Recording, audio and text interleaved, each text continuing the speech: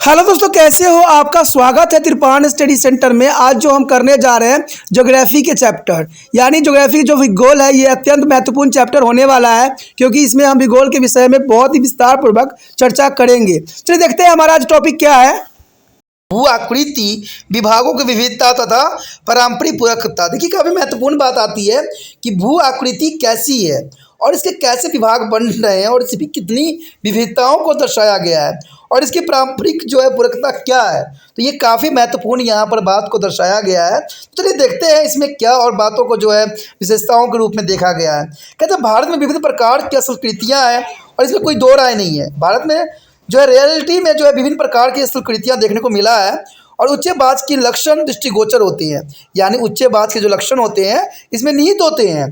कहते हैं उत्तर में फैले इसके नवीन वरीयता पर्वत के जो है भौतिक लक्षण बड़े तीखे और स्पष्ट हैं और इसमें ऊंचे ऊंचे पर्वतीय दरारें और विस्पाती खड़े ढाल वाली क्षेत्र भी है।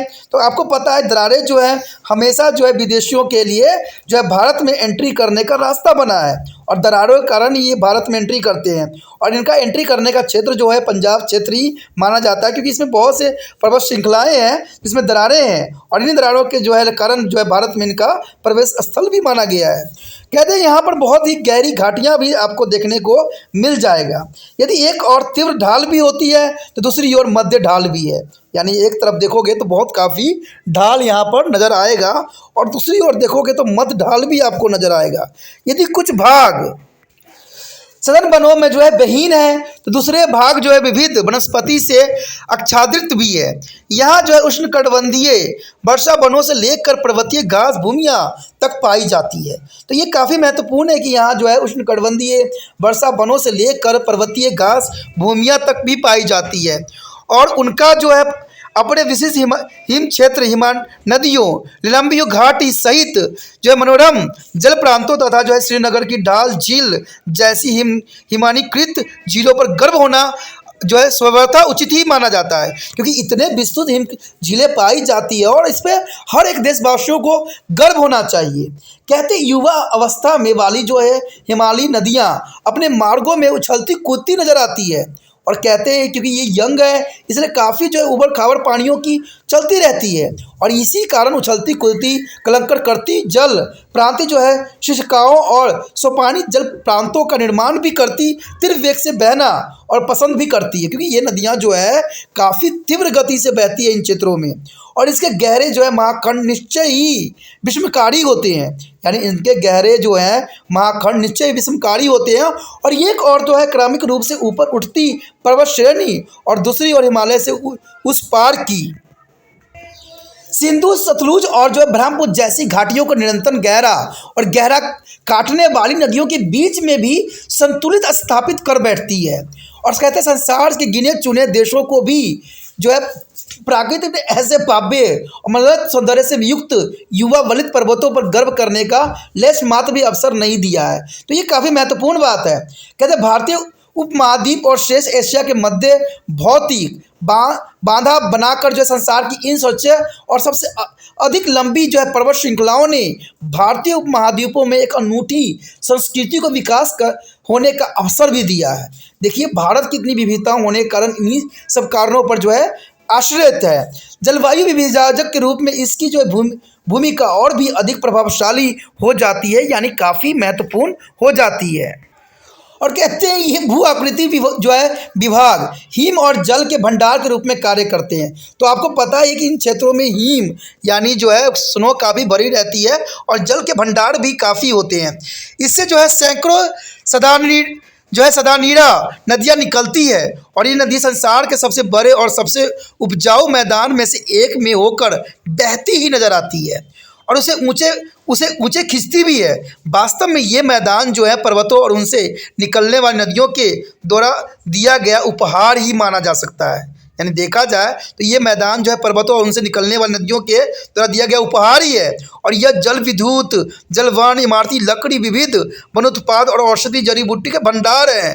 कहते हैं ये क्षेत्र काफ़ी महत्वपूर्ण है, चाहे जलावन के लिए चीज़ हो, जल विद्युत उत्पादन के लिए हो या इमारती लकड़ी के लिए हो या औषधि के लिए जड़ी बूटियों का भंडार इसमें निहित पाई जाती है। और इनके साथ साथ यहाँ कुछ विचित्र वन्य जीव भी पाई जाती है जो कभी आपने देखा भी नहीं होगा। इसलिए इसमें कई आश्चर्य नहीं है कि यहाँ गर्मी और सर्दी दोनों ही ऋतु में देश विदेश से आने वाले पर्यटक का तांता लगा ही रहता है। यानी देखा जाए तो भारत के विकास में, भारत के जो है इकोनॉमिकल ग्रोथ में ये क्षेत्र जो है काफ़ी महत्वपूर्ण है, क्योंकि यहाँ पर पर्यटक का तांता हर साल लगी ही रहती है और लोग बहुत ही जो है दिलचस्पी से इस क्षेत्र को जो है दीदार करने आते हैं। उत्तरी मैदान जो है विस्तार की दृष्टि से संसार में जो बेजोड़ है, अगर आप बात करें हम उत्तरी मैदान की तो कहते हैं ये कई मायने में बहुत काफ़ी महत्वपूर्ण है। कहते हैं उत्तरी मैदान का अगर विस्तार देखें तो काफ़ी महत्वपूर्ण है और संसार में हर क्षेत्रों से काफ़ी महत्वपूर्ण स्थान भी रखता है, क्योंकि उत्तरी मैदान की विशेषता आप जानते ही होंगे। इस समतल और सपाट मैदान का जो है जल निकास अति उत्तम है। यानी उत्तरी भारत में देखा जाए तो समतल होने के कारण और सपाट होने के कारण जल का निकास जो है काफ़ी महत्वपूर्ण है। धरातली और जो भौम जल के द्वारा यह काफ़ी सिंचाई की जा सकती है, यानी यहाँ पर पानी की कमी कभी भी नहीं होती है। संपील नदी और चाप झीलें और घुपती नदी धाराएं तथा जो है वितकिरकाओं का जाल इस अत्यंत समतल और सपाट मैदान की एकरूपता को भंग कर देती है। और एक समय ऐसा था जब ये पूरा मैदान जो है बना ठीक था, लेकिन आज पूरे मैदान पर खेतों में फसलें लहराती है, क्योंकि ये क्षेत्र जो है फसल के लिए काफ़ी उपजाऊ है। आप इसके जो है पंजाब के क्षेत्रों का उदाहरण ले सकते हो।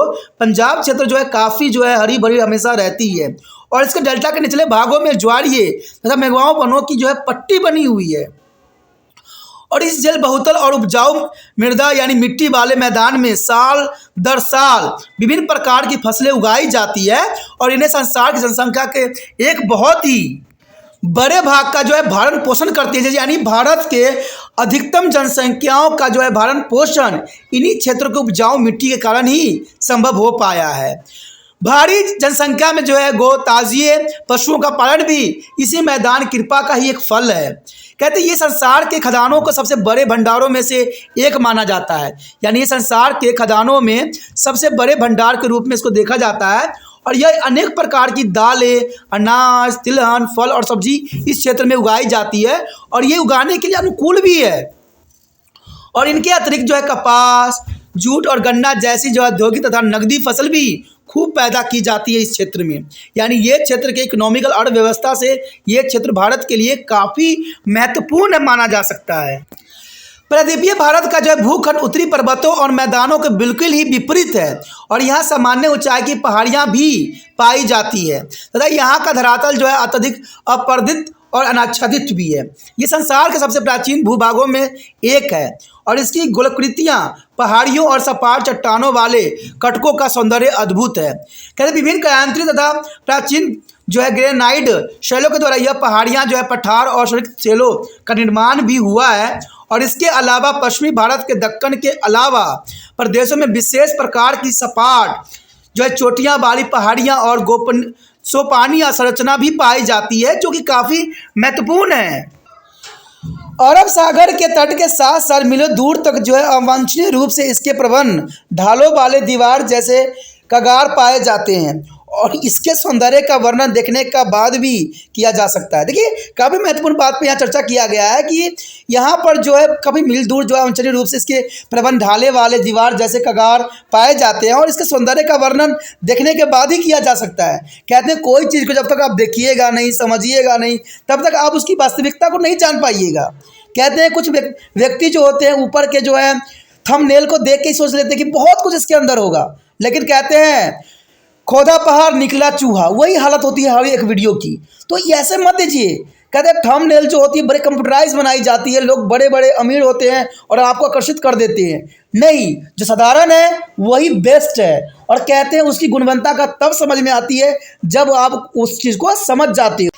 इसलिए सदैव त्रिपाण सेंटर यही कहता है कि कोई चीज़ को समझिए, सोचिए और कभी भी कोई भी वीडियो जो है अधूरी मत रखिए, क्योंकि अधूरा जानकारी सदैव खतरनाक होता है और इस बात पे त्रिपाण सेंटर हमेशा जोर देता है कि अधूरा चीज़ें नहीं करना चाहिए। अगर आपने कोई चीज़ को पढ़ लिया है, जान लिया, इसका मतलब ये नहीं कि आप उसके पूरी बात को आपने गहराई से जान चुके हो। इसलिए त्रिपाण सेंटर जो है सिर्फ बच्चों के हेल्प के लिए हर तरह से जो है प्रयत्नशील है। चाहे 9th क्लास के आप क्वेश्चन के देखिएगा तो हिस्ट्री और जो है ज्योग्राफी का भी पूरे सिलेबस के रिगार्डिंग बनाया गया है। तो मैं कहा ना कि त्रिपाण सेंटर सिर्फ बच्चों के लिए बनाई गई है, जहाँ पर सिर्फ बच्चों की समस्याओं का ही सोल्यूशन किया जाता है। तो आप इसी तरह त्रिपाण सेंटर पर बने रहिए, तो ही ये बात यहाँ पर आया है कि इस सौंदर्य का वर्णन देखने के बाद ही किया जा सकता है।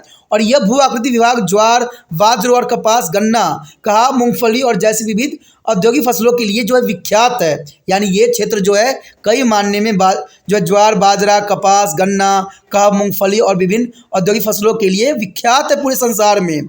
खनिजों के भंडार के रूप में इसका जो है बहुत बड़ा भारी महत्व है।